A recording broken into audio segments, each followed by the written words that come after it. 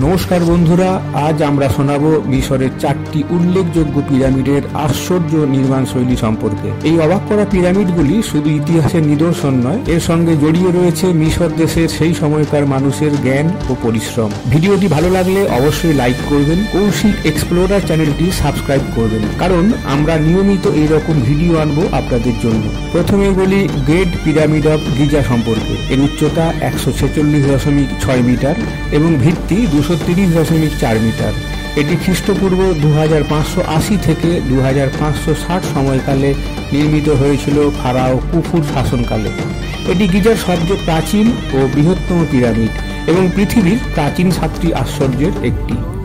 এরপর আসি খাপ্রের পিরামিডের কথায়। এর উচ্চতা 136.4 মিটার এবং ভিত্তি 215.5 মিটার। এটি খ্রিস্টপূর্ব 2570 সালে ফারাও কাফরের আমলে নির্মিত হয়। এই পিরামিডটি গ্রেট স্ফিংসের জন্য বিখ্যাত। উঁচু অবস্থানের জন্য এটি আরো বড় বলে মনে হয়। এখন বলি রেড পিরামিড সম্পর্কে। এর উচ্চতা 105 মিটার এবং ভিত্তি 220 মিটার। এটি খ্রিস্টপূর্ব 2600 সালে ফারাও স্নেফেরুর শাসনকালে তৈরি হয়েছিল।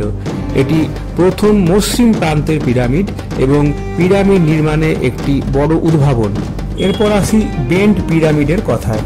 এর উচ্চতা 101.1 মিটার এবং ভিত্তি 188.6 মিটার। এটি খ্রিস্টপূর্ব 2600 সালে ফারাও স্নেফেরুর সময় তৈরি হয়। এর বিশেষ দ্বিকৌণিক ডিজাইন এটিকে আলাদা করে তুলেছে, যা সেই সময়ের নির্মাণ শৈলীর পরীক্ষামূলক দিকটি প্রকাশ করে।